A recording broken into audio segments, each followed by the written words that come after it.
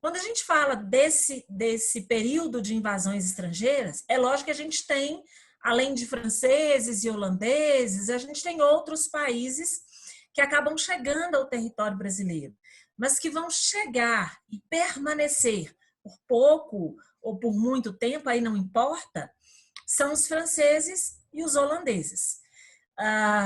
Os franceses, tanto franceses quanto holandeses, vieram por 2 vezes ao nosso território. Na primeira vez, um período mais curtinho, né, em relação aos holandeses, da segunda, um período bem maior. Os franceses permaneceram um determinado tempo na região mais ao sul, depois foram para a região mais ao norte do nosso território. Então, vamos lá.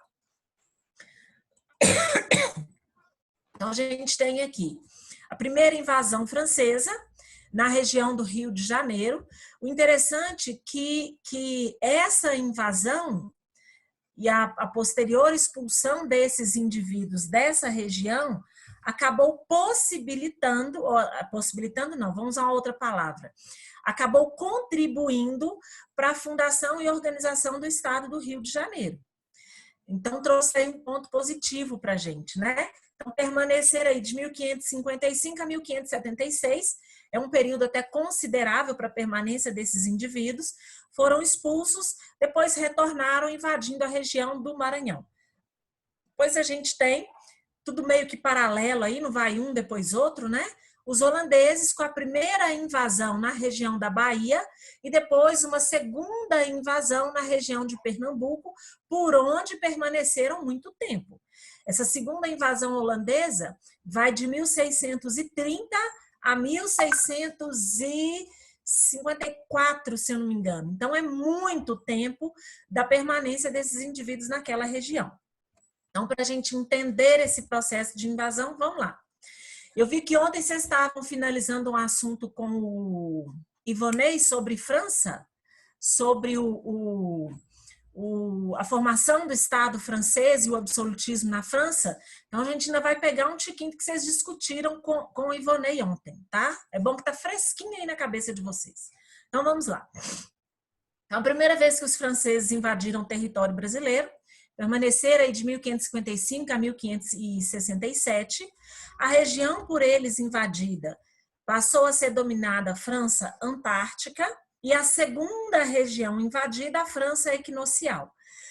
O interessante é que se a gente comparar esses dois processos de invasão, esse primeiro processo na região da Bahia, na região do Rio de Janeiro, na Baía da Guanabara, é um processo de invasão e de permanência particular.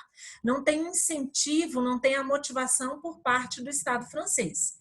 Quando a gente fala do segundo momento da chamada França Equinocial, aí a gente já tem a participação do Estado francês nesse processo de invasão e de ocupação desse território. Então, a primeira, ela é particular, ela é movida por questões de ordem religiosa, e aí vem a segunda, que já é promovida pelo Estado francês. Esses indivíduos vão chegar à região do, hoje, Rio de Janeiro, né, na Baía da Guanabara, ocupar uma das ilhas da Baía da Guanabara, e a gente sabe que esses indivíduos, que os franceses, eles já vinham ao território brasileiro. Quando da determinação do Tratado de Tordesilhas, os franceses foram os primeiros a questionar e a não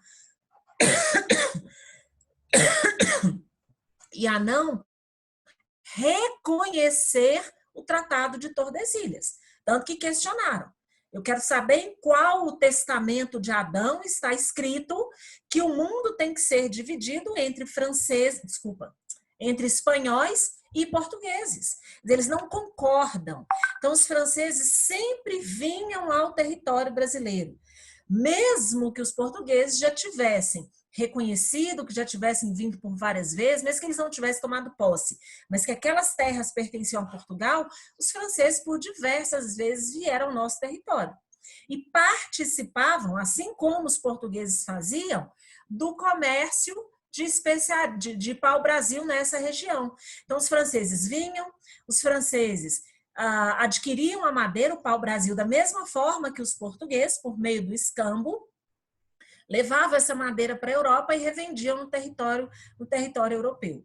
A gente sabe que esse foi um dos motivos que levou os portugueses a ocuparem o território brasileiro, essa ameaça francesa no nosso território. E essa ameaça se tornou mais evidente quando os franceses vieram e se estabeleceram nesse território. Enquanto eles estavam só vindo, pegando para o Brasil, levando para a Europa, é uma ameaça? É, mas não é uma ameaça consistente, porque esses indivíduos não estão aqui. Eles vêm e vão como os portugueses faziam. Há um interesse dos franceses em relação ao Brasil? Há. Mas essa ameaça ela se torna muito mais evidente quando da permanência desses indivíduos no nosso território. E o que acaba motivando os franceses a virem e se estabelecerem no território brasileiro, permanecer no nosso território? Aí eu vou entrar no que vocês discutiram com Ivonei ontem. Quer dizer, que já começaram, né, e finalizaram ontem. No processo de concentração do poder no Estado francês, da consolidação do absolutismo no Estado francês, a gente vai ter um evento que envolve lá católicos e protestantes, que é a chamada Noite de São Bartolomeu. Aliás, a gente já tem um certo atrito entre esses grupos religiosos, porque a gente sabe que a França era um país essencialmente católico, então existem essas disputas entre protestantes e católicos dentro daquele território. O auge desses atritos foi a chamada Noite de São Bartolomeu, em que católicos e protestantes, né, se enfrentam em praça pública. Há uma determinação para que os protestantes sejam eliminados do território francês por ordem do monarca.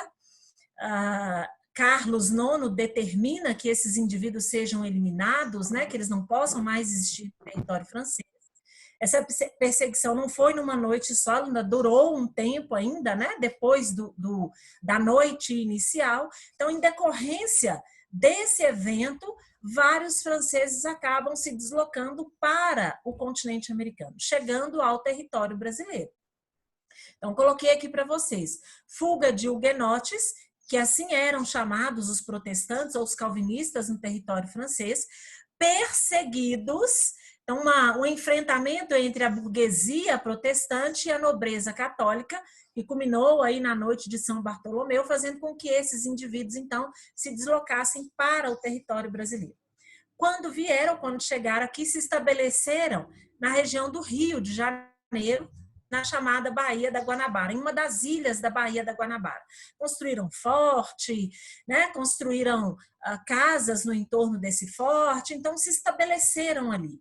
E a principal atividade que esses indivíduos mantinham, ou com quem eles se relacionavam, era com a população nativa daquela região. Os índios eram indivíduos com quem eles mantinham contato, com quem eles já estabeleciam atividades comerciais, então eles vão reforçar esses laços que já vinham aí de um bom tempo, né, dessas vindas dos franceses ao nosso território. Então os índios vão fornecer alimento para esses indivíduos, os índios vão fornecer o pau-brasil, né, a madeira que eles vão continuar levando, né, comercializando com o continente europeu. Esses indivíduos forneciam mão de obra ou índios de tribos inimigas, capturados em um enfrentamento, em uma guerra. Em troca, os franceses iam lá e ofereciam uma série de quinquilharias ou bugigangas para esses indivíduos. Espelho, assim como os portugueses, anzóis para esses indivíduos, né, utilizarem lá na pesca, panela para esses indivíduos cozinharem. Já começa uma descaracterização da população nativa através desses contatos. Eles mantêm esse relacionamento muito próximo junto à população nativa local, reforçando o que eles já vinham fazendo há algum tempo. Bora lá. Até aí, beleza?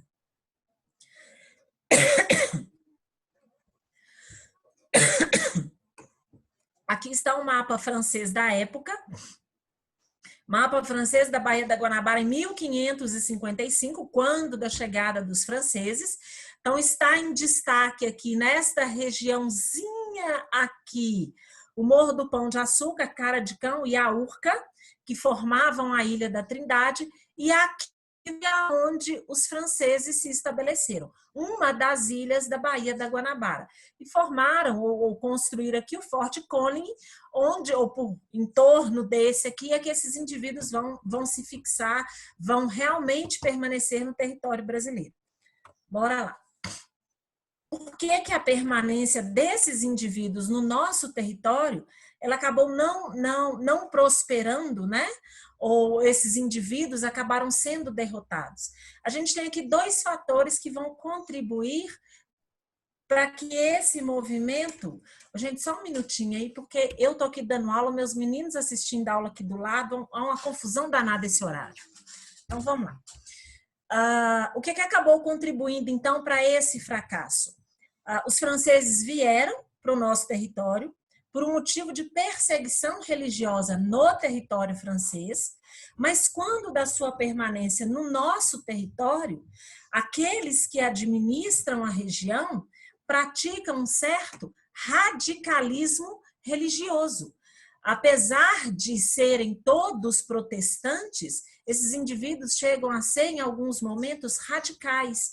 Então, aqueles que fogem um pouco à regra estabelecida por quem administra a região, esses indivíduos que vão fugir a essa regra acabam sendo expulsos do nosso território.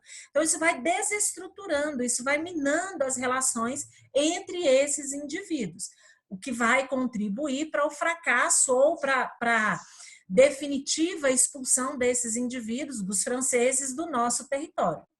Um outro fator é a organização de ataques estabelecidos pelos portugueses àquela localidade, a região da Baía da Guanabara, onde os franceses estavam situados, né, onde eles estavam vivendo. O responsável por colocar fim definitivo à permanência dos franceses no nosso território é Estácio de Sá, sobrinho de Mendes Sá, que era proprietário de uma das capitanias no nosso território. Então, é ele que vai liderar um grupo, um exército, que vai expulsar os franceses do nosso território. E aí que eu falei com vocês que a herança positiva deixada, né? Estácio de Sá vai ser o responsável por dar início à história do Rio de Janeiro. Quando da expulsão dos franceses, ele vai fundar naquela região uma vilazinha, a chamada Vila de São Sebastião do Rio de Janeiro, dando início à história do Rio de Janeiro. Então, tem aí um ponto positivo, né? Para aquela região. Após a expulsão dos franceses, a gente tem o início da cidade ou da formação da cidade do Rio de Janeiro. Essa permanência ela é muito pouca, de 1555 a 1567 é pouquíssimo tempo.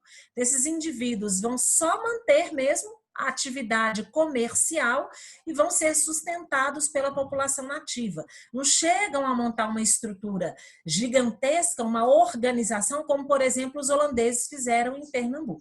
Ok? Até aí, beleza? Sim. Dani, só uma dúvida. Ah, Foi essa situação que deu que no caso que você falou que ajudou os portugueses a que realmente quererem vir para cá e estabelecer para não pegar as terras?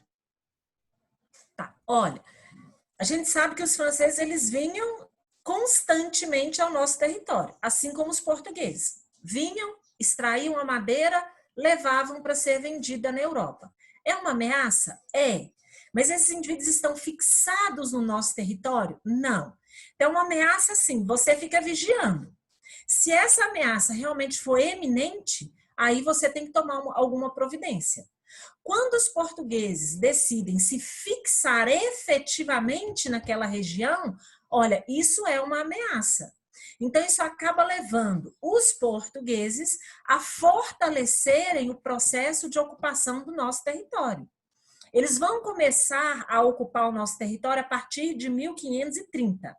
A invasão francesa, a permanência desses indivíduos, em 1555. Então, já foi um tempo que os portugueses começaram a ocupar o nosso território.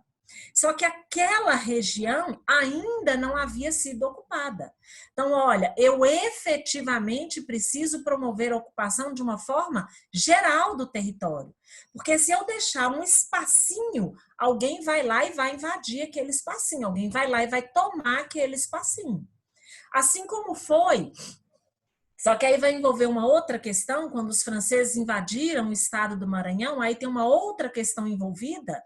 Mas olha, eles estão lá no Maranhão. É uma região que não era muito ocupada pelos portugueses. Quando os franceses invadem o Maranhão e logo que são expulsos, aí você tem uma efetiva ocupação daquela parte do território. Enquanto não existe uma ameaça eminente, você não vai efetivar esse processo de ocupação. Beleza? Entendi. Muito obrigado. Então, bora lá. A segunda fase, ou segundo processo de invasão dos franceses, é a chamada França equinocial.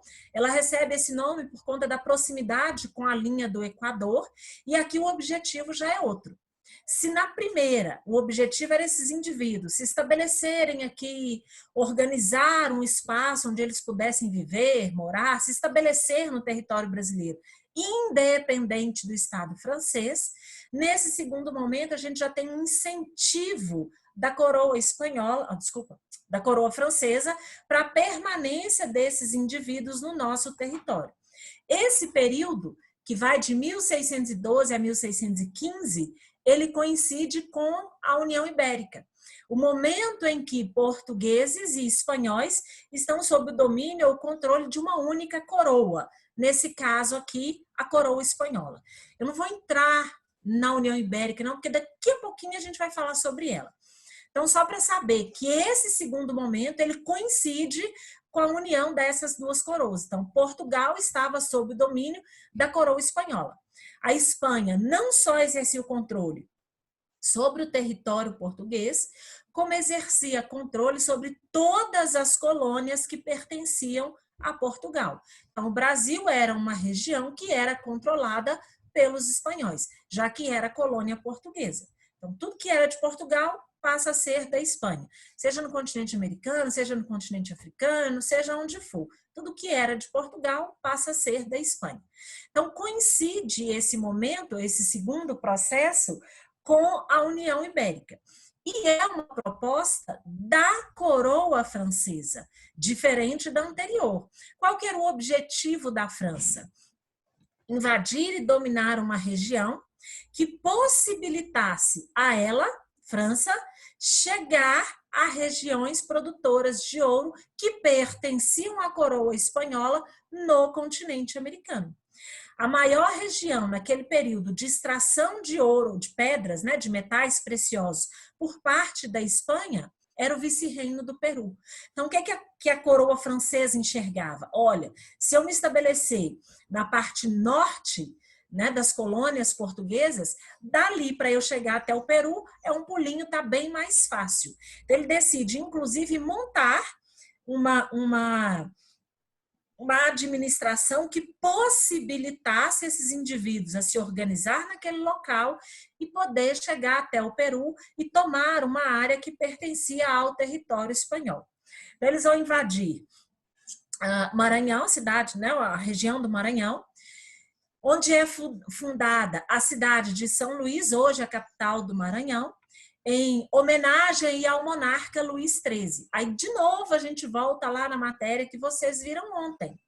Luís XIII, da dinastia dos Bourbons, ou segundo da dinastia dos Bourbons, né, a assumir o trono, porque o pai dele foi o primeiro.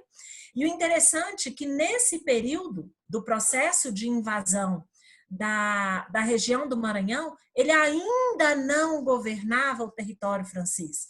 Quando o pai morreu, ele tinha só 9 anos de idade, então a mãe, Maria de Médici, é que ficou como regente do trono francês até que o filho atingisse a idade para poder administrar, governar o Estado francês. E foi sobre as ordens dela, Maria de Médici, que os franceses vieram para o continente americano, e aí a gente vê essa vinda como uma proposta de fortalecer o Estado absolutista francês. Então, era uma forma... Oi. Ainda tem marca de domínio francês em São Luís do Maranhão? Sabe que é uma coisa muito interessante. Eles ficaram pouquíssimo tempo, né? São 3 anos só, 1612 a 1615. Então a gente vê, mas a gente vê muito pouquinho. Porque logo que esses indivíduos foram expulsos e que os portugueses exerceram o controle daquela região, a gente vê muito mais a influência portuguesa do que a influência francesa naquela região. Os chamados azulejos portugueses estão para todos os lados no Maranhão. Então, a gente vê muito pouquinho a lembrança dos franceses naquela região, muito mais portuguesa, que fizeram questão de fazer com que os franceses fossem esquecidos definitivamente naquele pedacinho do nosso território. Então, ainda tem, mas é muito pouquinho mesmo. Muito mais portuguesa do que francesa. Beleza? E a França, esse investimento todo de fundar São Luís e de fundar São Sebastião, que é Rio de Janeiro, você acha que foi bom ou teve um retorno, mesmo que mínimo? Olha, no caso do Rio de Janeiro, para os franceses não tem retorno nenhum, porque ali era uma proposta particular, não tinha envolvimento do Estado francês. Os calvinistas ou os huguenotes eram perseguidos e acabaram se deslocando. Olha, tinha que ir para algum lugar, se ficasse lá ia morrer. Então, se eu tenho que ir para algum lugar, olha, já que a gente mantém esses laços, né, essas relações comerciais com o Brasil, por que não ir para lá? Então, vão vir, vão se fixar no nosso território. Por pouquíssimo tempo, mas vão. Depois, quando a gente fala do Maranhão, tem um retorno. Quer dizer, não tem um retorno tão evidente para a coroa espanhola, desculpa, para a coroa francesa, porque o objetivo era chegar ao Peru, que era uma região de controle da coroa espanhola, uma região fornecedora de metais preciosos. De fato, os franceses vão chegar à região do Peru e dominar aquela região? Não, eles não vão conseguir. A coroa francesa acaba investindo, entendendo gastos para essa empreitada e que não vai ter o retorno desejado ou esperado, porque eles não vão conseguir chegar a essa região. Antes que eles chegassem ao Peru, a Espanha vai agir e expulsar os franceses dessa região. Então, efetivamente, não tem lucro para a coroa espanhola, porque ela não vai alcançar. Desculpa, espanhola não, francesa, porque ela não vai alcançar o objetivo dela. O objetivo, por parte dos monarcas absolutistas, era fazer com que a coroa arrecadasse, né? Que a coroa investisse e tivesse dividendos ou recebesse dividendos por parte desse investimento, o que a gente não vai ver aqui. A princípio, você começa a exercer o controle de uma região. Isso é um ponto positivo para a França. Só que ela não vai concretizar o desejo dela, que era chegar à região que fornecia, o que pudesse fornecer para ela metais preciosos.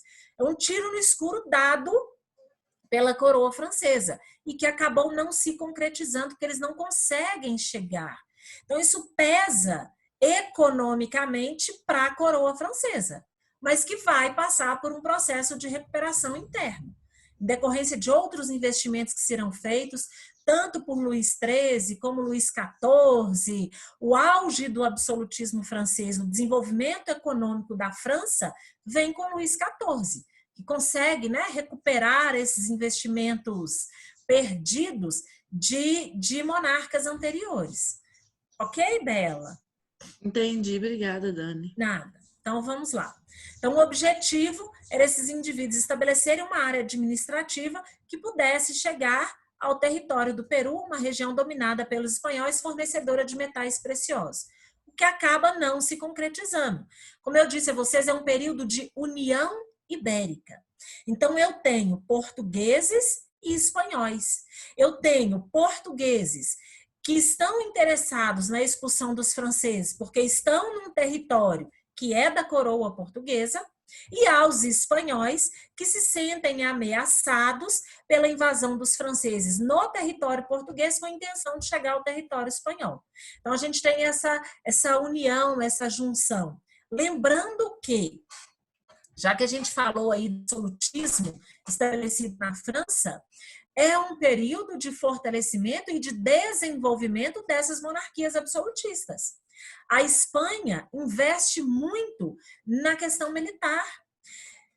Quem já ouviu falar aí da chamada Invencível Armada Espanhola? Ninguém derrotava a Invencível Armada Espanhola.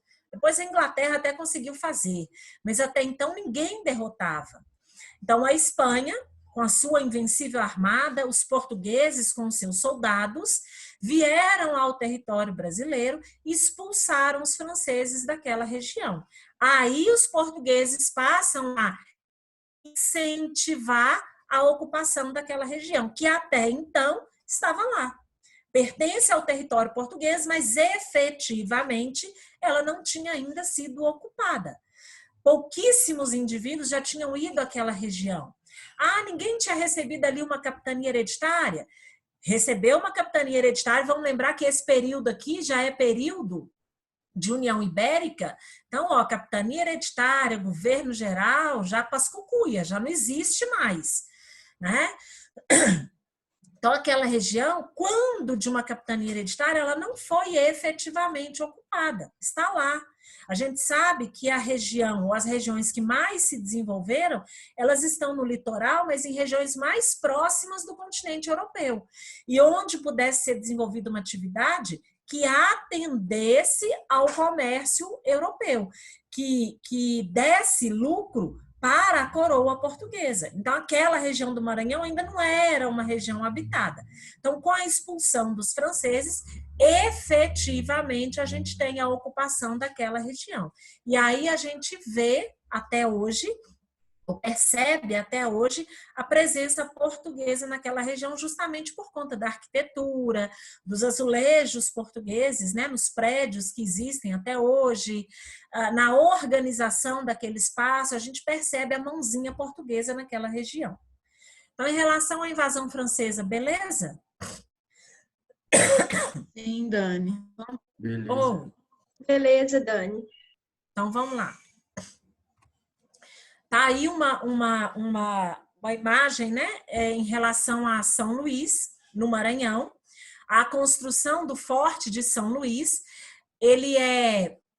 a localidade dele, ela é estratégica, né, está voltada aqui para as águas, justamente para avistar quem chega, né, quem está saindo, é a porta de entrada, vamos dizer assim, né, de São Luís. Está lá preservada até hoje, do mesmo jeitinho que ele foi construído naquele período. Então, quem for um dia ao Maranhão, a São Luís, vai visitar o Forte de São Luís. Vamos lá, então. União Ibérica, que vai de 1580 a 1640, olha que é um período bem considerável, né? Desse domínio dos portugueses em relação aos franceses. E o porquê dessa união entre esses dois países? Ontem eu estava aqui conversando com o Pedro Vitor, e aí a gente falando justamente dessas questões relacionadas à história, né? Que ele me viu aqui mexendo, montando os slides, quebrando um pouquinho a cabeça aqui. E aí, quando você olha para o continente europeu, você vê que existe uma relação de parentesco muito grande entre os indivíduos que ocupam aquele território. Aliás, até hoje. Tem hora que aquilo ali vira uma bagunça, né? É um que é primo do outro, que é filho bastardo de não sei quem, é uma salada aquilo ali. E quando a gente fala da União Ibérica, a gente cai nessa questão. Porque aquele que vai assumir o trono em Portugal, ele tem um parentesco distante com o rei português que acabou falecendo. Então, existe essa proximidade. Às vezes você pensa assim, por que o indivíduo que é monarca em um determinado país, ele vai assumir, ou ele tem o direito de assumir a coroa em outro país? Justamente por conta desse grau de parentesco que existe dentro do continente americano, dentro do continente português. Então, uma salada aquilo ali, né? Então, por isso que o rei da Espanha, por conta dessa proximidade, vai acabar tendo o direito de assumir o trono em Portugal. Então, vamos lá. Então, quando a gente fala de União Ibérica, a gente fala desse período em que Portugal e Espanha passam a ser governados pelo mesmo rei. No caso aqui, o rei da Espanha. O que acabou levando o rei da Espanha a assumir o trono em Portugal? Dom Sebastião, que era rei de Portugal, participando de uma cruzada, a gente sabe que foram várias as cruzadas do continente europeu, então participando de uma cruzada à frente do seu exército, ele acabou morrendo. Essa cruzada era para expulsar os muçulmanos da região norte do continente africano. Ele acabou estando à frente do seu exército. Isso era uma prática comum naquele período, os monarcas acompanharem, estarem à frente dos seus exércitos. Então, ele, à frente do seu exército, acaba morrendo. E como ele não tinha herdeiros, né, não tinha alguém que o sucedesse no trono, então, seguindo uma linha de sucessão, um tio dele é que vai ter direito a assumir o trono em Portugal. Esse tio é membro da Igreja Católica. Ele é um cardeal. E como cardeal, a gente sabe, né, que normalmente os indivíduos que faziam parte da Igreja Católica também não tinham herdeiros, né, também não tinham filhos. Não era uma prática comum, né, podia acontecer, mas não era. Então, assume o tio de Dom Sebastião, que era um cardeal da Igreja Católica, já idoso, doente e que também não tinha herdeiros. Mas ele resistiu o quanto pôde, permaneceu no trono um bom tempo, né? Mesmo que houvesse pressão por parte de alguns grupos, principalmente da nobreza, né, de parte da nobreza portuguesa, para que Dom Henrique deixasse o trono, ele se manteve enquanto pôde, enquanto tivesse vida, ele ficou lá. Quando ele morreu, é que se abre a disputa em relação ao trono português. E aí? Quem vai assumir o trono? Se Dom Sebastião não deixou herdeiro, se o cardeal Dom Henrique não deixou herdeiro, quem é aquele que vai assumir o trono em Portugal? Só para vocês entenderem, mais ou menos. Então, eu tenho aqui Dom Manuel, que era o monarca português, Dom João III, filho de Dom Manuel, Dom Sebastião, neto de Dom João III, Dom Henrique, tio de Dom Sebastião. Então, a gente tem aqui Dom Sebastião, que assumiu o trono e morreu numa guerra. Dom Henrique, ou cardeal Dom Henrique, que assume o trono na ausência de Dom Sebastião. E aí a gente tem quem aqui? Filipe II, da Espanha, que era neto de Dom Manuel.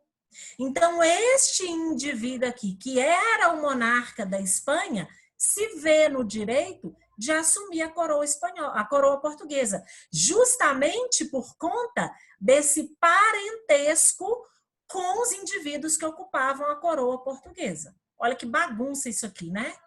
Então, Dom Filipe é que vai assumir a coroa portuguesa quando da morte do cardeal Dom Henrique.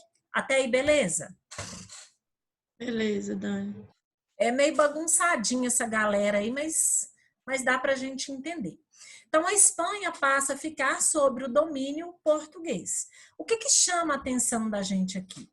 Por mais que exista esse domínio, exercer esse controle, a gente fala que efetivamente ele não vai acontecer no que diz respeito à parte administrativa. A gente sabe que a Espanha passa a ter o controle do território português, mas sem interferir na questão administrativa do território português. Por quê?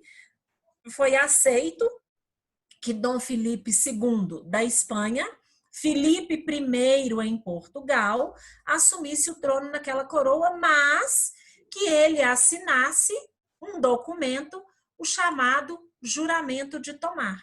Por esse documento, mantém-se a integridade do território português e a administração desse território nas mãos dos portugueses. Uai, Dani, então não faz sentido. Por que que a Espanha, então, vai dominar Portugal? Faz sentido, sim. A Espanha se fortalece com o domínio do território português. Ela é proibida de desmanchar esse território, quer dizer, ela tem que manter aquele território.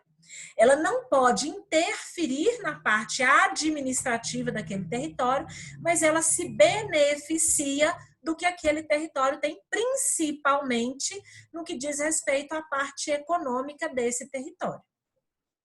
Os portugueses, os franceses, os espanhóis passam a ter o controle, além do território português, das possessões que eram portuguesas. Então, lá no continente asiático, né, na região, no que diz respeito ao comércio da região das Índias, no continente africano, as feitorias ou as colônias portuguesas do continente africano, e aí a gente já pensa direto no quê? No comércio de escravos que existia naquela região. Então a coroa espanhola se beneficia dele, das regiões do território português, ou seja, da colônia portuguesa no nosso território. Aí Portugal e Espanha, ou principalmente a Espanha, se beneficia de quê? Do comércio do açúcar estabelecido nesta região. Então é vantajoso para a Espanha controlar o território português e as colônias que pertenciam a Portugal.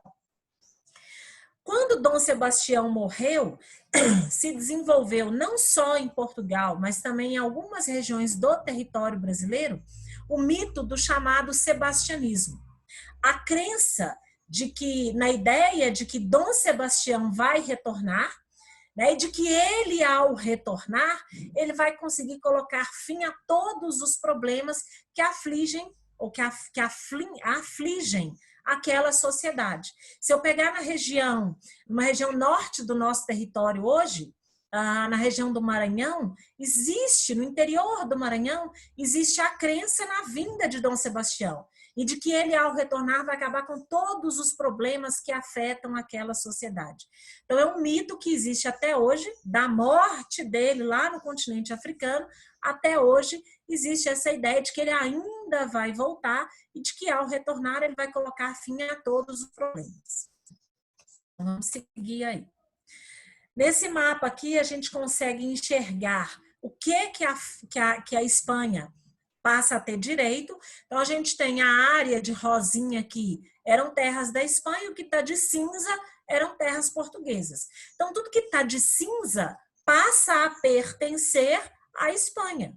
Então, olha o tamanho do território espanhol pós-União Ibérica, né? A partir do momento que a coroa espanhola passa a dominar a coroa portuguesa. Então, a gente tem aqui, olha, todo o litoral do continente africano passa a pertencer aos espanhóis, a região de comércio das Índias passa a pertencer aos espanhóis e a região do território português no continente americano, mas aqui principalmente a região produtora de cana-de-açúcar.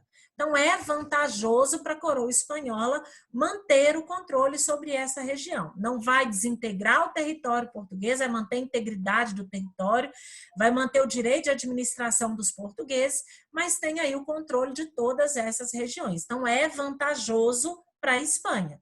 Então, está aí nesse outro mapa tudo que passa a pertencer à Espanha. Então, o que antes era só de Portugal, agora é tudo da Espanha. Por que não aproveitou isso, né? Acabou não aproveitando isso. Bom, então vamos lá. Eu não vou falar do fim dessa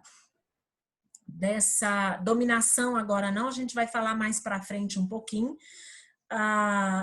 Quando a gente fala da restauração portuguesa, o momento em que os portugueses vão reaver a sua coroa e acabar com essa interferência da Espanha no seu território. Nesse período da colonização, nesse período da ocupação ou do domínio dos espanhóis em relação ao território que antes era de Portugal, a gente vai ter a invasão holandesa no nosso território. A Holanda ainda era uma região sob o domínio dos espanhóis. Mesmo antes desse processo de União Ibérica, a Espanha dominava umas áreas dentro do continente europeu, não era só o seu território. Deixa eu voltar aqui. Aqui em cima, olha, Países Baixos. Essa região aqui era de domínio da Espanha. E a Holanda está justamente nesse pedacinho aqui. Então, era uma região que era controlada pelos espanhóis. A Espanha pretende impor àquela região a religião católica. É uma região onde existe uma tolerância, onde existe um grande número de protestantes, de judeus. Então, a imposição da religião católica naquela região significaria dizer que protestantes, que judeus, que esses indivíduos não teriam espaço mais para professar a sua fé, se a religião católica fosse imposta àquela região. Então, como uma forma de resistência por parte da população local, esses indivíduos decidiram, então, lutar pela sua independência e pela não imposição de uma religião naquela localidade. Então, os holandeses foram os responsáveis por conduzir esse processo, proclamando a sua independência e decretando naquela região República das Províncias Unidas, com a capital em Amsterdã. Então, nesse momento, aquela região passa a ser independente da coroa espanhola. É aí que vem o BO, né? É aí que vem o problema. Por quê? Os holandeses já participavam do comércio de açúcar no território brasileiro. Vamos voltar lá atrás um pouquinho, lembrar o que a gente discutiu nas aulas anteriores. Gente, vocês desculpem aí, mas eu não estou bem, viu? Uma alergia horrorosa. Então, vamos voltar um pouquinho lá atrás. Quando da decisão dos portugueses pelo desenvolvimento da lavoura açucareira, a gente sabe que Portugal não dispunha de capital, não é um investimento que vai ser feito por parte da coroa portuguesa. A gente sabe que há uma dificuldade muito grande dos investidores ou dos produtores de cana-de-açúcar em construir e estabelecer engenhos no território brasileiro, e aí a Holanda acaba entrando como parceira dos portugueses. Então, a Holanda participa efetivamente do comércio da açúcar, da lavoura açucareira. Ajudam, auxiliam na construção dos engenhos, são eles os responsáveis por fazer o transporte, o refino, a distribuição desse produto no continente europeu. Então, há uma participação efetiva dos holandeses nesse processo. O que a gente tem aqui? Qual que é o desenho que a gente tem agora? Olha, os holandeses participam efetivamente da atividade açucareira no território brasileiro. Os holandeses estavam sob o controle da Espanha. A partir do momento que os holandeses se tornam independentes da Espanha, o que a Espanha vai começar a fazer então? A Espanha vai começar a proibir, a boicotar o comércio, a atividade dos holandeses exercidas no território brasileiro.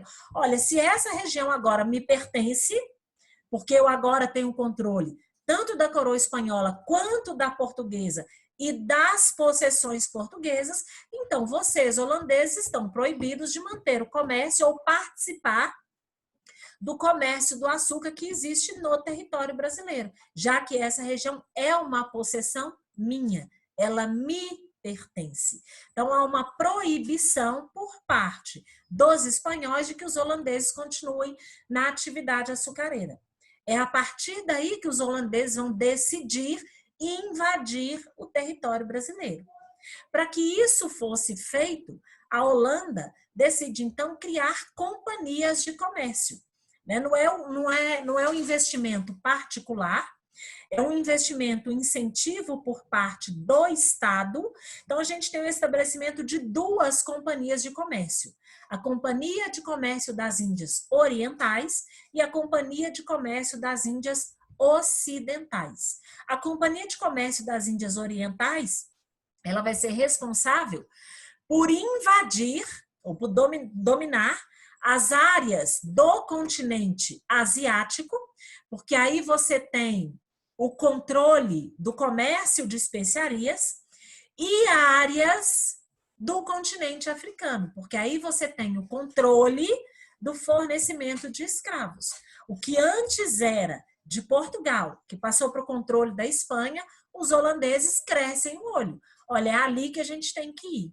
Já que a gente tem um impedimento por parte da coroa espanhola, então nós vamos nos organizar, porque a Holanda depende dessas atividades comerciais. Como que ela vai se desenvolver?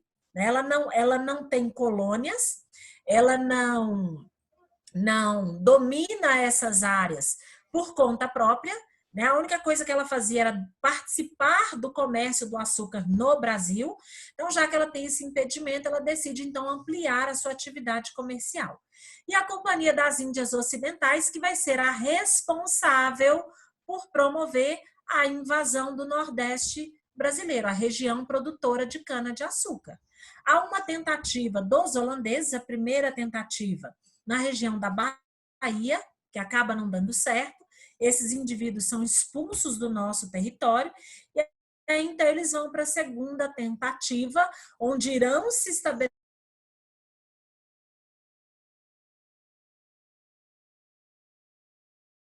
região de cana, que era, né, a região produtora de cana-de-açúcar naquele período. Até aí, belezinha? Sim. Então, vamos lá. Então, a primeira tentativa é na região da Bahia e a segunda tentativa, Pernambuco. Então, a gente vai se fixar nessa segunda tentativa, que é a mais interessante para aquele momento. Na Bahia, eles ficaram pouquíssimo tempo e não tinha ali na Bahia também nenhuma atividade econômica que beneficiasse ou que privilegiasse esses indivíduos, né? Ou que favorecesse o desenvolvimento econômico da Holanda. Então, ficam naquela região por pouquíssimo tempo e aí acabam se deslocando, então, para a região de Pernambuco, controlando a lavoura açucareira no Brasil. Interessante que quando esses indivíduos vêm para o nosso território, se a gente for pegar aqui a Holanda e o território português, há uma distância, né, considerável. Então, os holandeses acabam nomeando ou escolhendo Maurício de Nassau, que inclusive fazia parte da Companhia das Índias Ocidentais, para ser aquele indivíduo que vai administrar a colônia holandesa no território brasileiro. Deixa eu só abrir um parênteses aqui. Já adiantando uma coisinha que a gente vai discutir lá na frente. Se os holandeses são os responsáveis, se os holandeses passam a ter o controle do continente africano, vamos mudar aqui, não do continente africano, mas das áreas portuguesas no continente africano, então significa eu falar que os holandeses é que vão controlar o comércio de escravos. Se esses indivíduos vão controlar o comércio de escravos, é lógico que eles vão fornecer mão de obra exclusivamente para as áreas controladas pelos holandeses, especificamente para a região de Pernambuco, para atender a lavoura açucareira. E as outras regiões do território brasileiro, onde esses indivíduos não exercem controle e que necessita de mão de obra, e que quando os portugueses controlavam o comércio de escravos, eles forneciam para todo o território. Já os holandeses não vão fornecer para todo o território, vão fornecer única e exclusivamente para Pernambuco, onde eles controlam a lavoura açucareira. Só um minutinho, meninas. O que foi? Chama o Pedro Vitor e manda ele arrumar para você. Então, eles vão fornecer mão de obra somente para a região de Pernambuco. Há uma defasagem de mão de obra para outras regiões. Se há essa defasagem, há uma necessidade de você suprir essa defasagem. Então, quem é que vai suprir? Quem será utilizado como mão de obra? É aí que começam a se organizar as chamadas bandeiras, que vão sair da região de São Paulo em direção ao interior do território brasileiro, com o objetivo de aprisionar nativos e trazer esses indivíduos para serem vendidos enquanto mão de obra escrava. Olha como que uma coisinha que está lá em cima vai interferir em toda a relação de trabalho no território brasileiro. Aí a gente tem um enfrentamento muito maior entre os paulistas e a Igreja Católica, que defende a não escravização do nativo, né, que defende esses indivíduos no nosso território. A gente passa a ter uma ampliação do nosso território, porque essas bandeiras acabam indo em direção ao interior e ultrapassando a linha de Tordesilhas. Então, de uma certa forma, o domínio da Holanda naquela região vai contribuir para a ampliação dos limites territoriais do Brasil, ok? Mas aí a gente entra com detalhes mais lá na frente, tá bom? Então, vamos lá. Maurício de Nassau, então, passa a exercer o controle sobre a região de Pernambuco. É de função dele a administração daquela região. Então, diferente do que faziam os portugueses, há uma certa liberdade permitida por parte de Maurício de Nassau enquanto comandante daquela região. Então, o que ele vai fazer para incentivar o desenvolvimento da região, o crescimento dessa região e em benefício, inclusive, dos holandeses, que atende até uma necessidade mercantilista do território holandês. Então, uma política de financiamento por parte de Maurício de Nassau, e aí, consequentemente, a ampliação da produção. Quando a gente fala dessa política de financiamento, é injetar dinheiro mesmo na produção, na construção de engenhos no território brasileiro. Então, a partir do momento que ele assume a administração da região, a gente tem um aumento considerável da quantidade de engenhos naquela região. Além do aumento desses engenhos, a gente tem um melhoramento, nem sei se existe essa palavra, a gente tem um melhoramento de alguns engenhos que existiam naquela região. Isso vai possibilitar, lógico, o aumento dessa produção, atendendo à demanda do mercado externo e gerando mais lucros para o território holandês. Essa questão dos escravos, a gente acabou de falar. Há uma modernização da cidade do Recife, ou seja, o investimento na estrutura daquela cidade, calçamento de ruas, construção de portos para poder facilitar o escoamento dessa produção para a Holanda, ou para o território holandês, e a distribuição desses produtos no continente europeu. A construção de teatro, zoológico, observatório, embelezamentos arquitetônicos, né? A mesma estrutura, uma construção de um espaço urbano adequado àquele momento. E aí a Bela me perguntou lá atrás, a gente vê a presença dos franceses nessa região? A gente não vê muita presença francesa na região do Maranhão, mas a gente percebe claramente a presença holandesa dentro do território brasileiro. Se a gente der uma volta por Olinda e Recife, a gente vai perceber que os holandeses estiveram naquela região. Principalmente quando a gente fala do conjunto arquitetônico que existe naquela região. Além disso, a gente tem o que a gente não tinha anteriormente, né? Quando da presença dos portugueses, a liberdade de culto no território brasileiro. Quando dos portugueses, a religião que era oficial, a que predominava, ou aliás, a que predominava não, né? A que existia no território, era a religião católica. Ninguém professava ou seguia outra religião.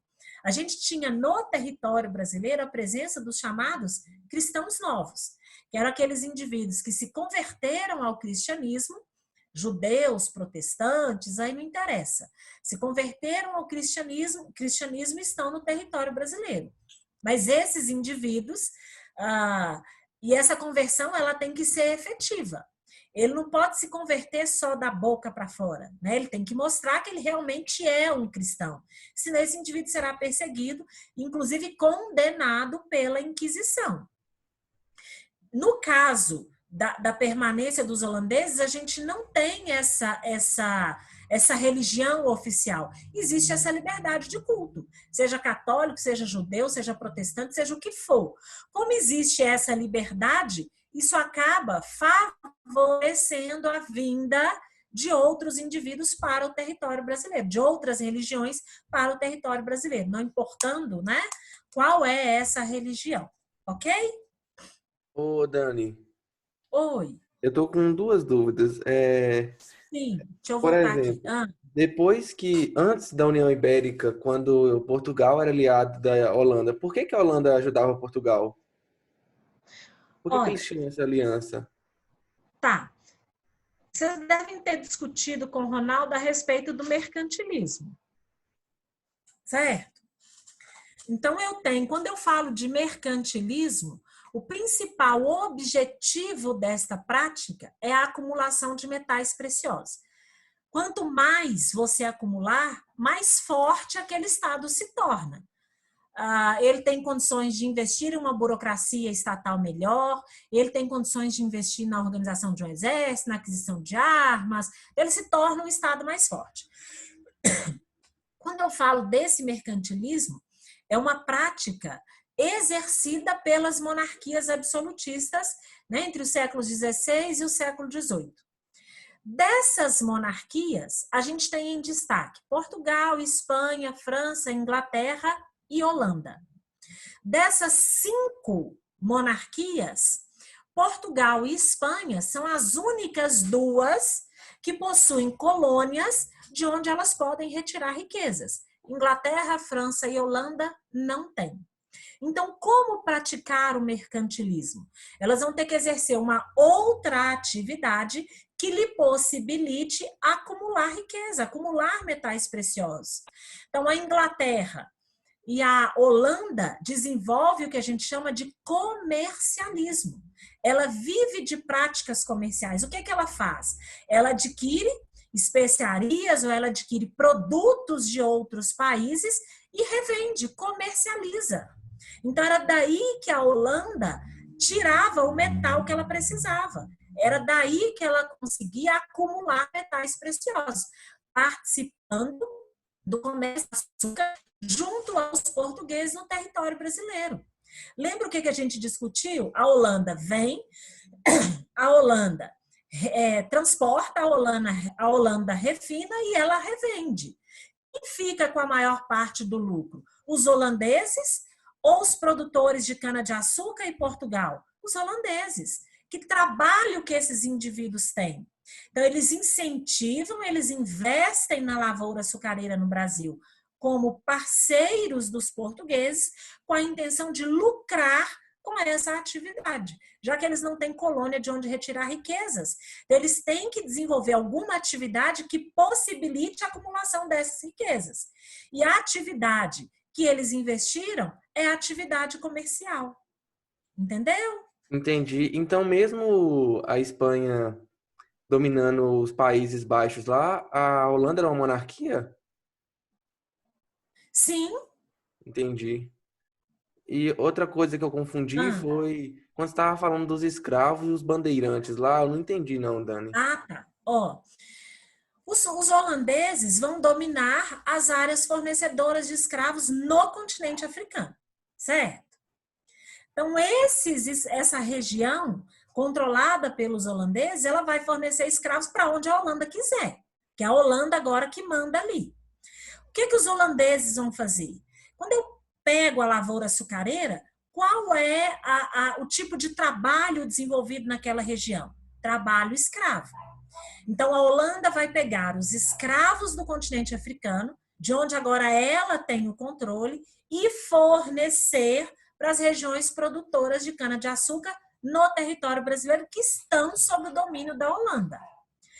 Quando os portugueses dominavam o comércio de escravos, eles não forneciam só para a região produtora de cana-de-açúcar. Eles forneciam para todo o território brasileiro. Onde precisasse, eles iam fornecer. Só que a Holanda agora só manda ou só controla Olinda e Recife, Pernambuco. Então, ela vai fornecer escravos só para aquela região. Então, há uma defasagem, falta mão de obra para outras áreas do território brasileiro. De onde que vai vir essa mão de obra? Aonde que esses indivíduos das demais regiões do território brasileiro vão conseguir escravos? É aí que vem os bandeirantes. Quando a gente fala de bandeirantes ou de bandeiras, são expedições. Então, organizam-se expedições que vão sair da região de São Paulo em direção ao interior do território brasileiro para apresar índios, capturar índios que serão vendidos como mão de obra escrava para aquelas regiões aonde os holandeses não fornecem mais mão de obra escrava. Há uma defasagem. Falta escravo. Como falta, alguém tem que trabalhar. Quem vai trabalhar? Se eu não tenho escravo africano, então os paulistas vão começar a capturar índios e vender esses indivíduos como mão de obra escrava. Entendeu? Entendi agora, Dani. Obrigado. Beleza. Então, vamos lá. Então, a gente tem aqui um mapa mostrando a zona, né, ou a região de influência holandesa. Olha que é bem grande, mas o controle maior dela está aqui, Olinda e Recife, que é a região produtora de cana-de-açúcar. Essas adjacências aqui, não é? Essas regiões, ela mantém uma influência sobre essa região, mas ela não mantém um domínio direto como ela mantém sobre as regiões de Olinda e Recife, em Pernambuco. Então, bora lá. Até aí, beleza, né? Ok? Ok. Sim, Dani. Então, vamos lá. Oi. Então, vamos lá. Não, só tô confirmando mesmo. Ah, tá. Então, vamos lá. Lembra que eu falei com vocês assim, olha, esse domínio espanhol sobre a região portuguesa, ele tem uma duração, né? Isso não vai ser para sempre, não vai durar a vida inteira. Então, a gente tem dentro do território português a promoção de um movimento que a gente chama de restauração portuguesa, ou seja, restabelecer a monarquia portuguesa, fazer com que esses indivíduos voltem a ter o controle daquela região. O interessante é que quando a gente fala desse processo de restauração, a gente acaba tendo a ascensão de uma nova dinastia ao controle português. A gente tem aqui a ascensão da dinastia de Bragança, que é a dinastia do nosso excelentíssimo senhor, imperador Dom Pedro I, Dom Pedro II, Dom João VI, que veio para o território brasileiro, né? Então, a gente tem aqui a ascensão de uma nova dinastia. Dentro do território português, por parte principalmente da nobreza e da burguesia portuguesa, esse movimento que vai romper a união entre portugueses e espanhóis. O interessante é que os portugueses, eles não são suficientemente fortes ou militarmente fortes para expulsar ou para romper os laços entre Portugal e Espanha. Então, já que os portugueses não são suficientemente fortes, né, militarmente organizados, estruturados, haja vista que há um bom tempo que a Espanha exerce o controle sobre Portugal. Então, não tem um investimento nesse exército português. Então, já que Portugal não tem força suficiente, os portugueses buscam ajuda junto à Holanda. Olha, eu preciso de vocês para me auxiliar ou para contribuir que eu rompa esse domínio espanhol sobre o meu território. A Holanda até aceita, só que com uma condição, que os portugueses assinem um documento chamado de Trégua dos 10 anos. O que significa isso? Que a partir do momento que houver êxito nessa empreitada, né, de romper os laços entre espanhóis e portugueses, que os portugueses permitam que os holandeses permaneçam por mais 10 anos na região de Pernambuco, explorando a atividade açucareira daquela região. Os portugueses não têm muita saída. Ou aceita o apoio da Holanda e fica sem o controle do Nordeste por mais 10 anos, ou permanece sob o controle espanhol. Então, os portugueses acabam assinando a trégua, aceitando o apoio da Holanda e conseguem, com o apoio da Holanda, romper a união entre Portugal e Espanha, restaurando a coroa portuguesa e entregando a coroa para uma nova dinastia, a dinastia de Bragança. Beleza?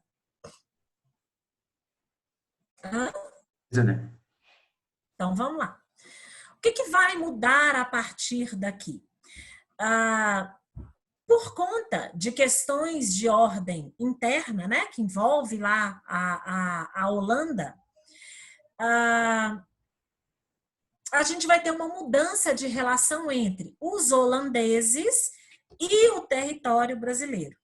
Nesse período, a gente tem lá na Inglaterra, ao longo desse período, a chamada Revolução Inglesa, que se divide lá em dois momentos, a Revolução Puritana e a Revolução Gloriosa, que vai culminar lá na Revolução Industrial. E nesse período entre a Revolução Puritana e a Revolução Gloriosa, a gente tem o estabelecimento de uma república dentro da Inglaterra. E nesse período republicano, a chamada República de Oliver Cromwell, ele estabelece os chamados atos de navegação. De acordo com os atos de navegação, nenhum produto entra ou sai da Inglaterra se não for em um navio de bandeira inglesa ou em um navio de bandeira de origem daquele produto. Então, isso acaba afetando muito a Holanda, por quê? A Holanda não produz açúcar no seu território. Ela retira do território brasileiro. Então, para esse produto, por exemplo, entrar na Inglaterra, ele tinha que ser produzido lá na Holanda. Ou então ele tinha que entrar na Inglaterra com uma bandeira do território brasileiro. Se o Brasil era colônia de Portugal e depois passou a ser controlado pela Holanda, que bandeira que esse país tem? Aliás, o Brasil nem era um país, né? Não era reconhecido como nação. O Brasil era uma colônia, uma área de domínio de Portugal e que passou para, né, o território pernambucano passou para o controle da Holanda. Então, isso afeta muito a economia holandesa, prejudica os holandeses essa determinação que parte do território inglês. Então, isso afeta muito a economia, prejudica os holandeses. Então, ele começa a ter que mudar a relação que ele tinha com o território português. Com o território brasileiro. Além disso, a gente ainda tem a Guerra dos 30 Anos, em que os holandeses fazem parte e que acaba afetando economicamente o seu território. Em vista disso, é preciso mudar a relação da Holanda com Pernambuco. Olha, se eu estou passando por problemas econômicos, então eu preciso voltar os meus olhos para aquela colônia e endurecer as relações com aquela região. Mediante a essa situação, a primeira medida tomada pelos holandeses vai ser a demissão de Maurício de Nassau da Companhia das Índias Ocidentais.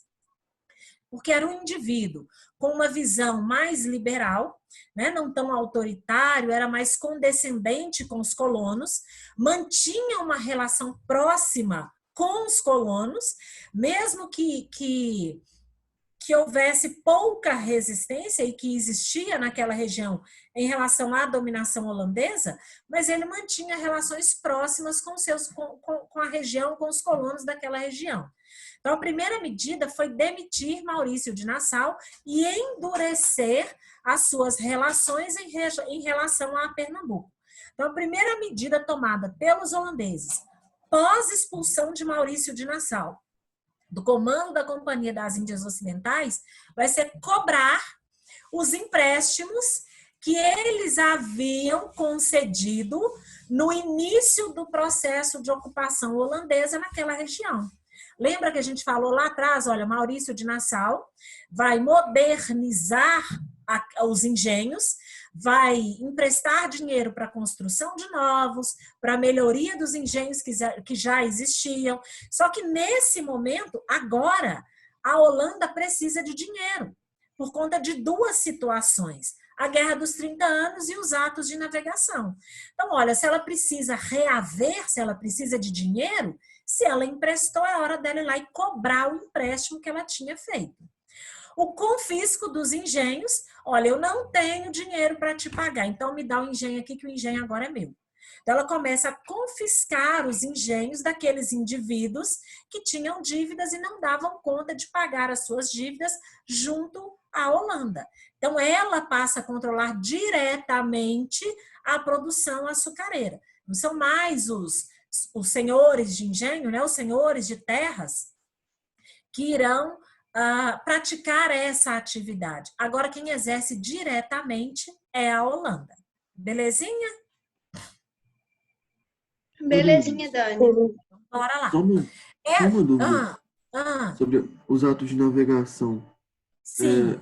Eu não entendi direito. Caso a produção fosse feita na Holanda, podia entrar direto na Inglaterra.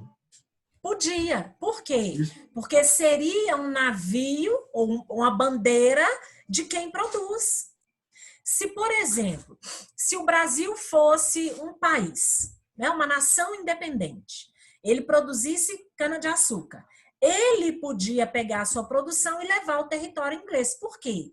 Porque a bandeira do navio produz. A Holanda não produzia. A Holanda adquiria produtos em diversas regiões do mundo e exercia atividade comercial. Quer dizer, ela comprava e revendia. Então, ela não produz. Se ela não produz, ela não pode entrar na Inglaterra.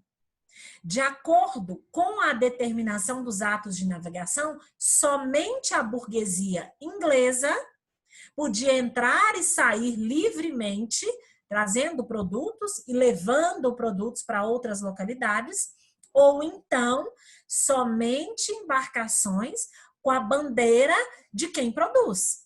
Quer dizer, se eu não produzo, eu não posso entrar com aquela mercadoria. Se eu produzo, eu posso entrar com aquela mercadoria. Para a Inglaterra, teve um ponto muito positivo, porque a burguesia inglesa passa a não ter concorrência. Ela é a única que entra e que sai, a não ser que se alguém vai produzir. Por que a Inglaterra fez isso? Olha, a Holanda não era produtora. Portugal não era produtor. Quem tinha ou que produzia alguma coisa era a França, que produzia artigos de luxo. Fora isso, Holanda, Portugal, a própria Alemanha, os reinos germânicos, eles não produziam. Então, eles não poderiam levar. Agora, a Inglaterra podia adquirir açúcar no continente europeu, que era levada pelos holandeses, e levar para o seu território. Os ingleses podiam fazer isso. Qualquer outro país não podia fazer. Por quê? Porque eles não produziam. Entendeu? Entendi. Foi uma política para poder, acabar com o comércio nas colônias, no caso. Não era nem para acabar com o comércio nas colônias, era uma política criada por Cromwell para poder desenvolver economicamente a Inglaterra. Porque você passa a não ter concorrência. Sim, é porque eu tô levando pelo lado de, é produzido na colônia, logo você não pode aproveitar disso, tem que produzir no seu para poder vender para mim, entendeu? Caso não, os navios ingleses teriam que buscar. A Inglaterra que tinha que buscar. Uhum. E isso foi tão importante para a Inglaterra naquele período, porque isso possibilita a Inglaterra acumular metais. Esses metais acumulados, eles serão utilizados no processo de industrialização da Inglaterra, na chamada Revolução Industrial. Então, a gente vai ter o reflexo disso lá na frente, né? Não naquele momento, mas economicamente foi importantíssimo para o território inglês essa medida adotada por Cromwell nesse curto tempo republicano da Inglaterra, porque a Inglaterra sempre foi uma monarquia. Então, só ao longo desse processo das chamadas revoluções inglesas, a puritana e a gloriosa, é que a gente tem esse desenvolvimento econômico da Inglaterra com esse curto período republicano dela. E isso vai refletir lá na frente, né, contribuindo para o desenvolvimento da Revolução Industrial naquele território. Beleza? Tá vendo por que história é fascinante? A gente não pode enxergar só aquilo ali. você tem que enxergar aquilo, mas ir mais além. Aquilo vai, ou aquela situaçãozinha ali, ela vai estender reflexos ou braços para diversas localidades, né? Para diversas regiões. Então, a história é maravilhosa por conta disso. Então, vamos aqui. Também. Eu amo. Então, vamos. Ô, Dani, Ah, eu tô com uma dúvida aqui. sim. Você falou que então os atos de navegação vão diminuir a concorrência lá, né? Sim, dentro da Inglaterra. Então, diminui por causa que tem poucos países que produzem e a Inglaterra ia produzir e conseguir vender? Não, não é que ela vai produzir. A gente fala que diminui a concorrência porque antes dos atos de navegação, qualquer país podia entrar na Inglaterra e vender um produto e comercializar com aquela região. Então, vamos pegar o caso do açúcar de novo. Os holandeses adquiriam um produto no território brasileiro, levavam para o seu território, refinavam e distribuíam. Então, a Holanda ia lá na Inglaterra e vendia para a Inglaterra. Certo? Agora, a partir do momento que você proíbe isso, quer dizer que quem vai praticar o comércio dentro da Inglaterra é só a burguesia inglesa. Ninguém mais pode ir lá na Inglaterra e vender, a não ser que ele mesmo produza. Se a Holanda produzisse açúcar no seu território, ela podia? Podia. Mas ela não produz no seu território. A produção açucareira da Holanda sai daqui do território brasileiro. Entendeu? Quando a gente fala de não ter concorrência, é nesse sentido. É porque só a burguesia inglesa. Se a gente pegar a atividade econômica daquele período, pouquíssimos eram os países que produziam alguma coisa e que iam vender para a Inglaterra. Quer dizer, então, que a burguesia comercial inglesa ia se deslocar para alguma região qualquer, seja para a Europa, para a América, para a África, seja para onde for. A burguesia comercial vai nessas regiões, fornecedoras de produtos, adquire o produto, volta para o seu território e comercializa ela mesma lá. Não tem mais agora uma burguesia comercial holandesa indo para a Inglaterra vender. Não tem mais uma burguesia comercial portuguesa indo para a Inglaterra vender. Por quê? Porque eles não produzem. Entendeu? Entendi agora, Dani. Outra coisa, por que demitiram o Maurício de Nassau mesmo? A Holanda, ela começa a passar por problemas econômicos acarretados por fatores de ordem externa. Não é algo que sai de dentro daquele território. Então, dois fatores principais é que vão afetar a economia holandesa. A Guerra dos 30 Anos e os atos de navegação. Isso vai afetar diretamente a economia holandesa. Como Maurício de Nassau era mais liberal, era mais condescendente com os colonos, os holandeses decidem endurecer as suas relações com Pernambuco. E Maurício de Nassau era mais liberal, mais condescendente, né? Então, olha, se a gente quer endurecer, Maurício de Nassau não é a pessoa ideal para essa administração mais rígida, mais controlada, mais autoritária. Então, vamos demitir Maurício de Nassau.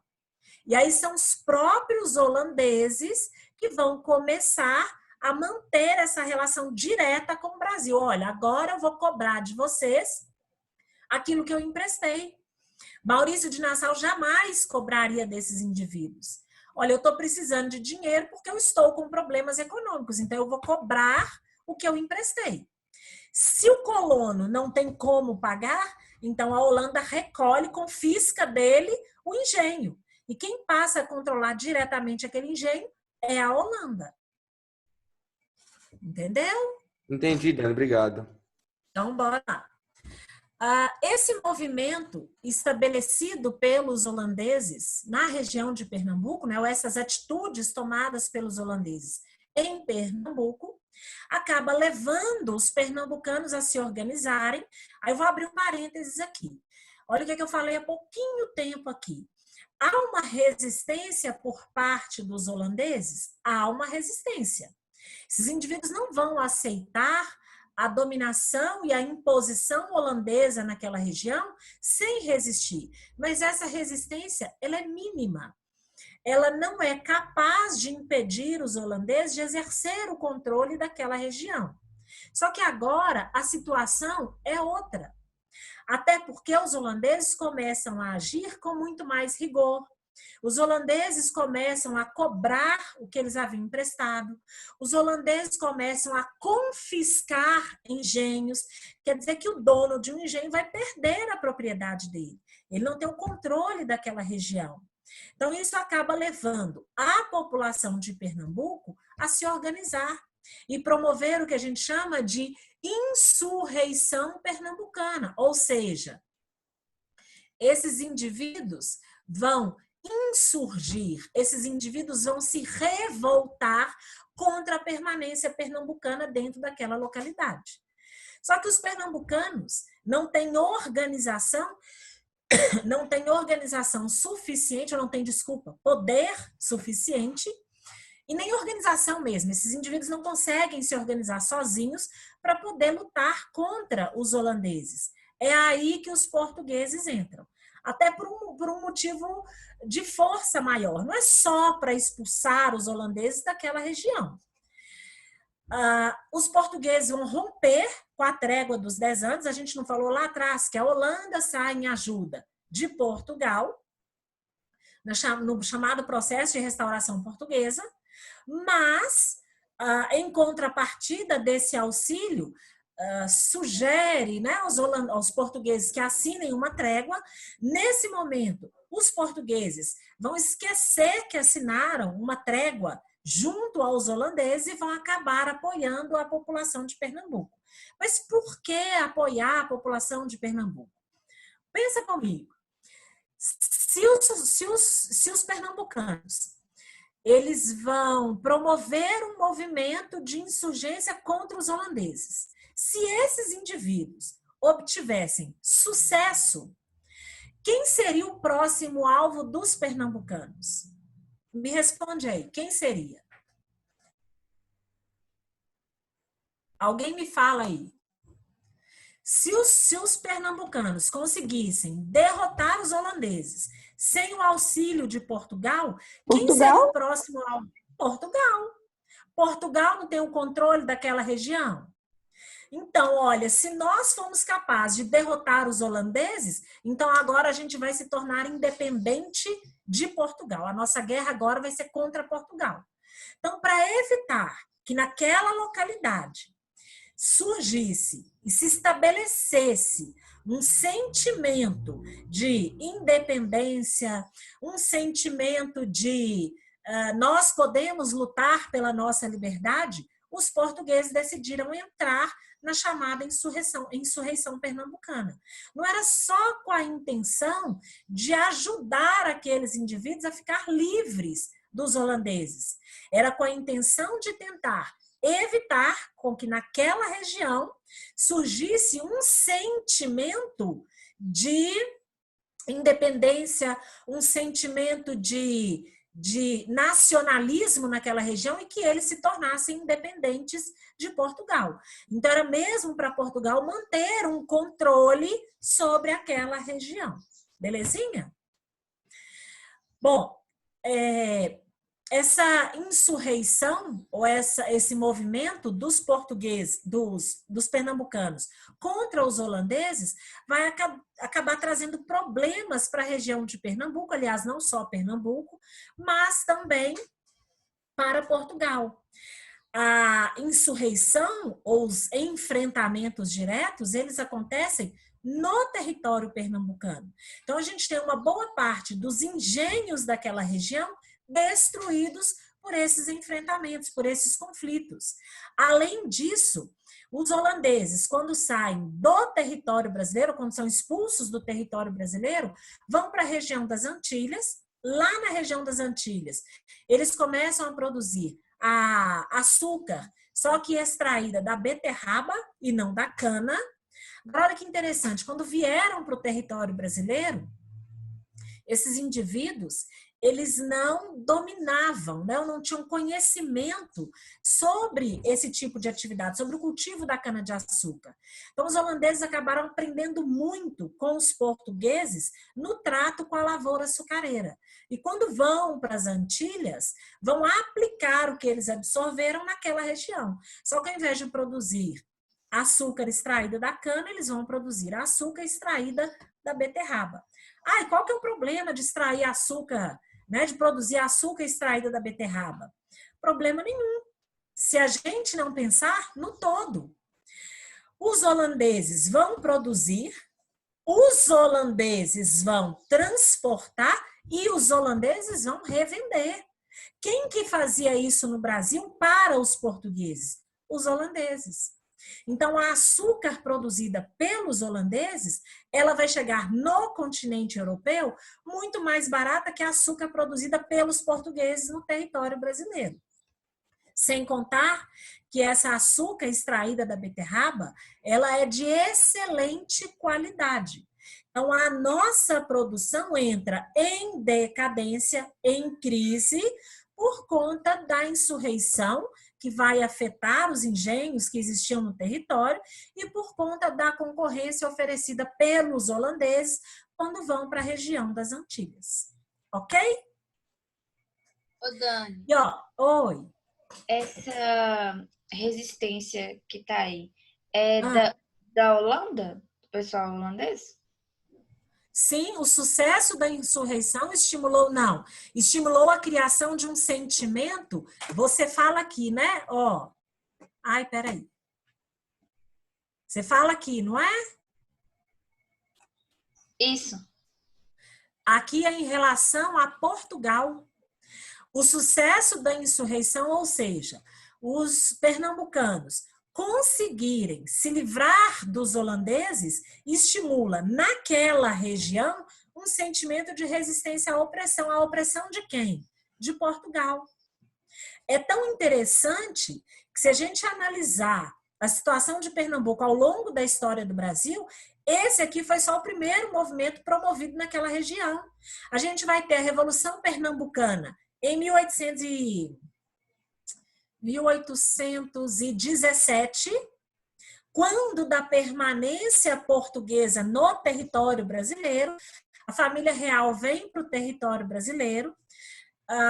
Quando a família real vem em 1808, quando ela permanece, quando ela se estabelece no nosso território, há uma necessidade de você reestruturar o território para receber não só a família real, mas a corte portuguesa. Isso demanda gasto. Então, os portugueses vão começar a cobrar mais impostos para poder arcar com esse custo, né, com esse gasto da reestruturação do território brasileiro. Em 1817, acontece um movimento em Pernambuco justamente contra essa excessiva carga tributária estabelecida por Dom João quando estava no território brasileiro. Depois, lá no primeiro reinado, já no finalzinho do primeiro reinado, a gente tem a chamada Confederação do Equador, comandada por quem? Pernambuco. Então, se junta a Pernambuco, Rio Grande do Norte, Ceará, Paraíba. Qual o motivo dessa movimentação, dessa agitação? Dom Pedro I, no poder, exerce o poder de forma autoritária, extremamente centralizadora. Então, a Confederação do Equador é justamente contra essa excessiva centralização e esse abuso do poder por parte de Dom Pedro I. Então, a insurreição pernambucana foi só o primeiro movimento. Esse sentimento de resistência, ele se estabelece naquela região. Então, aquela região sempre vai promover algum movimento ou alguma manifestação, alguma revolta contra a opressão em relação àquela região, sempre estabelecida por Portugal naquela região. Ok? Entendi, Dani. Obrigada. Então, bora lá. Uma questãozinha para a gente poder divertir, duas, né? Tem essa e mais uma. 5 minutinhos para essa.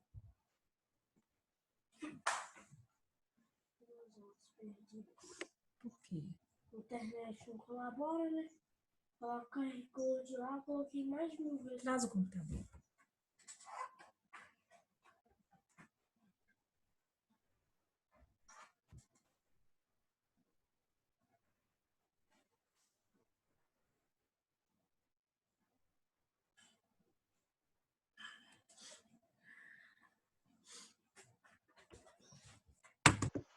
Vai dar, né? Já não, aqui, Jesus. Vou acabar com a...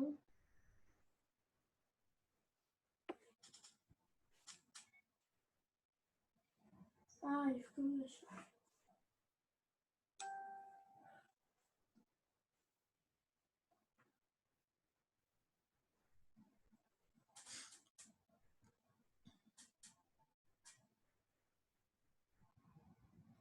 Mano, agora nós vamos da sessão na Vivi. Só ontem tinha quantas horas? Mano, só ontem tinha quantas horas? Sim. A minha? 9. Nossa senhora! 3 horas de aula? 2 horas de aula? 2. Bora lá? Ah, não, tá certo. Sim. Sim. Então, vamos lá. Gente, eu tô com um problema seríssimo de internet aqui em casa. Eu preciso ligar 2 computadores para aula e eu não consigo. Eu não consigo conectar o telefone na internet, no computador de jeito nenhum. Quando a sua acabar, como a nossa matemática é só 9h20, Meus meninos estão perdendo aula todo a dia. gente já perdeu 2. De 4. Bom, vamos lá então. Sempre a presença de europeus durante os séculos 16 e 17 e 18. Sobre, né, a presença de europeus durante os séculos 16, 17 e 18 no território que hoje pertence ao Brasil, é correto afirmar. Quando eu falo aqui de presença dos europeus, eu não estou me referindo a um grupo só. Quando eu estou falando da presença desses indivíduos durante esse período aqui, eu estou falando de portugueses, eu estou falando de franceses, eu estou falando de holandeses. Então, vamos aqui. Então, em relação à presença desses indivíduos, o que é correto? O que eu posso afirmar? Se restringiu aos portugueses, que desde o Tratado de Tordesilhas eram os únicos com direito sobre esta terra, plenamente reconhecido pelas demais nações europeias. Então, o que está errado nesta questão? Primeiro que eu não posso falar que a presença europeia no território, ela se restringiu aos portugueses. Eu tenho que lembrar que, além dos portugueses, eu tenho franceses, eu tenho espanhóis, eu tenho holandeses, então eu tenho uma diversidade de indivíduos que pertencem a diversos países do continente europeu no nosso território. Que desde o Tratado de Tordesilhas eram os únicos com direito, se eu for analisar a determinação do Tratado de Tordesilhas, eram os únicos que tinham direito a essa região, a essa localidade. Mas a gente sabe que os franceses vão questionar esse direito por parte dos portugueses. Então, a alternativa errada. Letra B.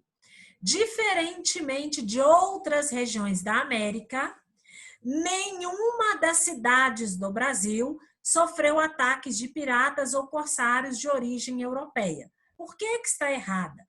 Está dizendo que nenhuma das cidades sofreu ataques de piratas ou corsários de origem europeia. E os franceses? E os holandeses? Então, a gente sabe que existe a permanência ou a vinda de outros indivíduos para o nosso território. Letra C. Devido ao Tratado de Tordesilhas, apenas portugueses e espanhóis estiveram pelas terras brasileiras durante os séculos de nossa colonização. De novo, se eu pegar as 3 afirmativas, A, B e C, as 3 estão falando a mesma coisa. Né? Só trocam aí o jeito de falar. Então, devido ao Tratado de Tordesilhas, realmente, pelo Tratado de Tordesilhas, uma parte era de Portugal, a outra parte era da Espanha.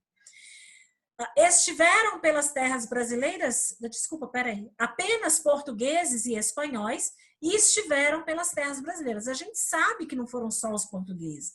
De novo, franceses, holandeses. Letra D. Além dos portugueses, em diversas regiões do atual território brasileiro, nos primeiros séculos da colônia, houve presenças de espanhóis, franceses e holandeses.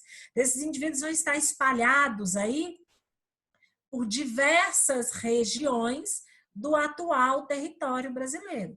Os franceses estiveram na Bahia, estiveram no Rio de Janeiro, depois foram para o Maranhão. Os holandeses estiveram na Bahia, depois foram para a região de Pernambuco. Então, a gente vai ter a presença desses indivíduos em diversas regiões do nosso território. Por isso, a alternativa correta, a letra D. Todo mundo acertou? Sim. Sim. Então, bora lá. Ficou dúvida nessa não, né? Então, mais uma. Oi. Então, mais uma aí pra gente. Essa é mais complicadinha que a primeira. Enquanto isso, eu vou tentando conectar aqui.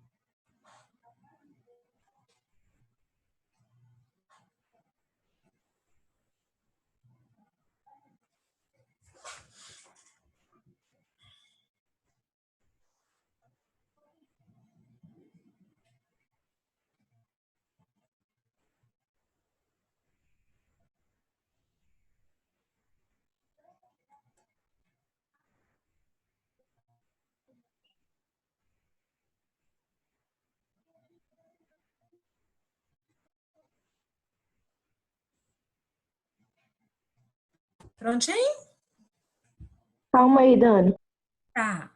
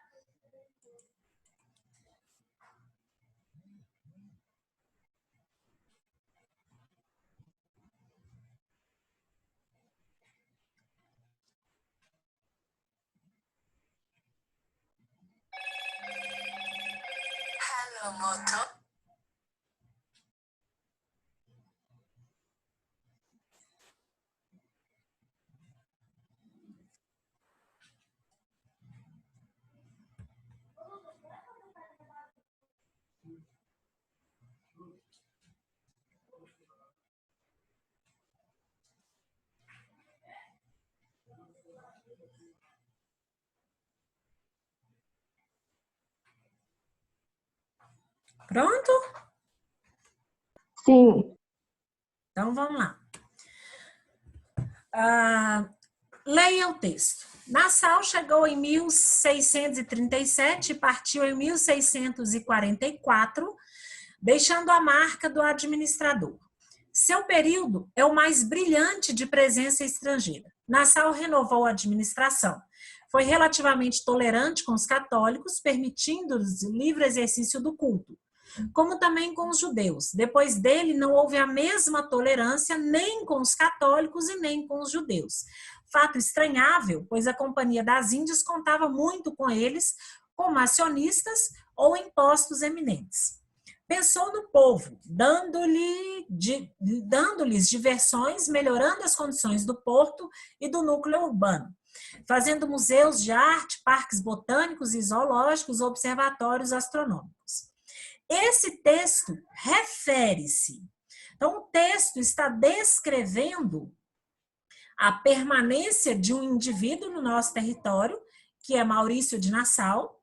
A gente sabe que esse indivíduo era chefe, né, da Companhia das Índias Ocidentais, e a gente sabe que esse indivíduo era de origem holandesa, nomeado pelos holandeses para exercer a administração de Pernambuco, enquanto a região estava aí sob o domínio da Holanda. Então, o texto se refere à chegada e instalação dos puritanos ingleses na Nova Inglaterra em busca de liberdade religiosa. Apesar de a gente falar no texto dessa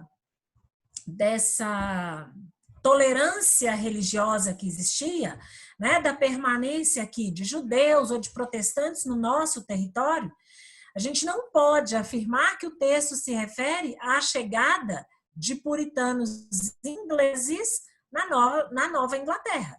A gente está falando da permanência de Nassau, de origem holandesa, no território brasileiro.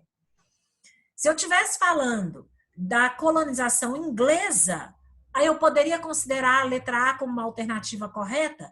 Sim, porque esses indivíduos realmente chegaram na região da Nova Inglaterra, que é na parte norte das 13 colônias, em busca de liberdade religiosa, já que lá no território inglês não era permitido aos protestantes professar a sua fé. Lembrando que a religião oficial lá era anglicana, não a calvinista, né? Puritanos são os calvinistas. Letra B. A invasão holandesa no período da União Ibérica e a fundação da Nova Holanda no Nordeste açucareiro. Os holandeses estiveram ou permaneceram no Brasil no período da chamada União Ibérica. O que a gente discutiu? Olha, eles vieram em 2 momentos, e esse segundo momento, que é o momento que esses indivíduos vão se estabelecer no território brasileiro, coincide com o período da União Ibérica. A invasão e a permanência deles no nosso território está diretamente ligada à união entre portugueses e espanhóis. E a fundação na região de Pernambuco da chamada Nova Holanda, né? Uma região que passa a ser controlada e reestruturada pelos holandeses. Letra C. As invasões francesas no litoral fluminense e a instalação de uma sociedade cosmopolita no Rio de Janeiro. Já que a gente está falando de Maurício de Nassau, um holandês, a gente já descarta essa alternativa porque ela está se referindo às invasões francesas no território. Letra D. Ao domínio flamengo nas Antilhas e à criação de uma sociedade moderna influenciada pelo Renascimento. Quando a gente usa a palavra Flamengo, nós estamos nos referindo aos holandeses.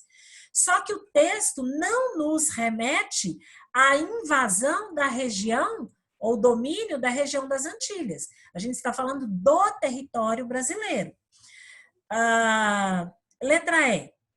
Ao estabelecimento dos sefardins, expulsos na Guerra de Reconquista Ibérica, nos Países Baixos e a fundação da Companhia das Índias Ocidentais. Então, de novo, já que nós estamos falando do processo, né, a gente já identificou lá em cima, no texto, que Maurício de Nassau é um holandês que foi escolhido pela Companhia das Índias Ocidentais para administrar a região de Pernambuco. Qual relação que essa expulsão dos sefardins na Reconquista Ibérica, a prática da chamada Reconquista Ibérica é o processo de expulsão dos muçulmanos na região da Península Ibérica e que vai dar origem ao processo de formação do Estado Nacional Português e o Estado Nacional Espanhol. Então, por isso, a nossa alternativa correta, letra B. Todo mundo acertou? Ô, Dani, Oi. o que é sefardins? Eu sabia que vocês iam me perguntar o que era sefardins. É um grupo de religiosos protestantes que existia na região da península. Eu sabia que vocês iam me perguntar. Entendi. Ok aqui? Belezinha nessa?